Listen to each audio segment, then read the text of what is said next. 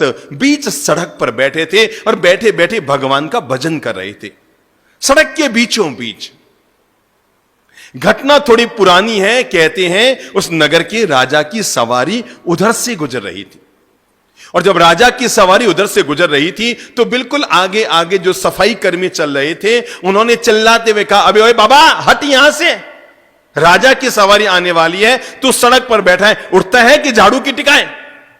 बाबा ने तो कोई जवाब दिया ही नहीं। महाराज तो अपने बैठे रहे और वो सफाई कर्मी उन्हें डांटते हुए, उनके प्रति अपशब्दों का प्रयोग करते हुए आगे निकल गए, और सफाई कर्मियों को आगे जाते हुए देखकर बूढ़े संत के मुंह से निकल पड़ा, ओ तभी तो।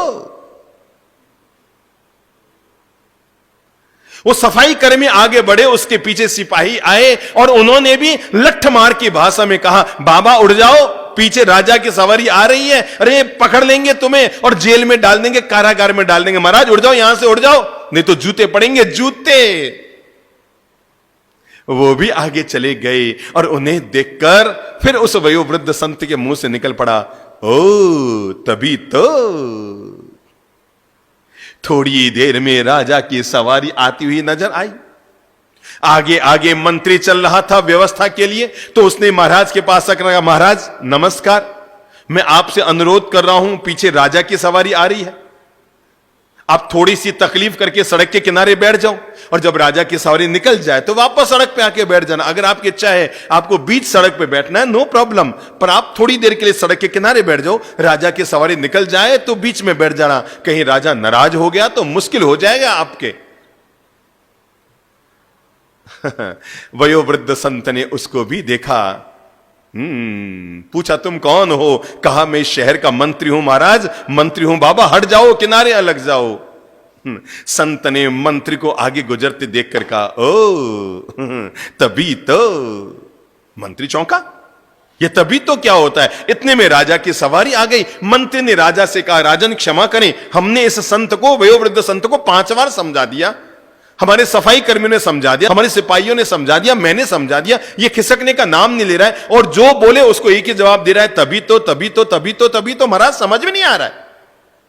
तो राजा ने कहा, भाई इसमें इस वयोवृद्ध संत को हटाने की क्या जरूरत है? महाराज आप बैठो, आराम से बैठो, अगर आपको सड़क के बीच में बैठकर भगवान का भजन करना है आराम से करो, नो प्रॉब्लम, हमारी सवारी नीचे ले लो, थोड़ी आगे जाके वापस सड़क पर आ जाएंगे।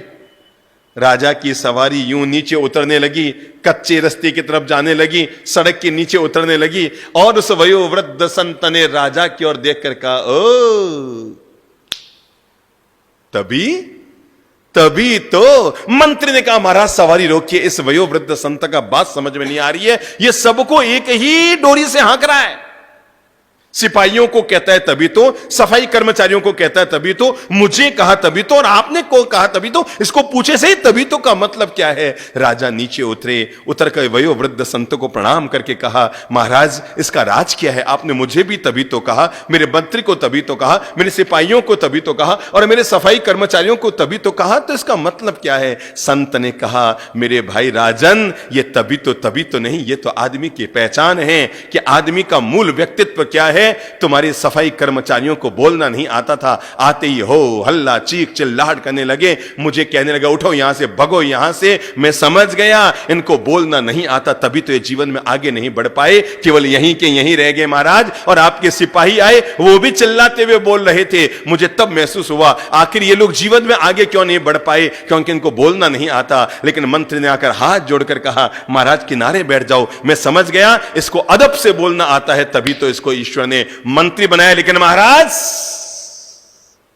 आपने आकर तो साबित कर दिया मेरे तबीतों को, क्योंकि आपने आकर जैसे ही कहा ना कि महाराज को क्यों उठाते हो, सवारी नीचे ले जाओ, तो मेरे मन में आया तभी तो भगवान ने इसको राजा बनाया है, क्योंकि उसको पता है दूसरों के साथ क्या व्यवहार किया जाता है। बात तो पूरी हो गई, लेकिन हम सभी के लिए जीवन की एक महान प्रेरणा इसमें छिपी हुई है, और वह है कि आदमी की जब भी पहचान होती है, न तो सुंदर चेहरे से पहचान होती है, न सुंदर आभूषणों से पहचान होती है, न सुंदर पहनावे से पहचान होती है। आदमी की जब भी पहचान होती है उसकी सुंदर जबान से होती है।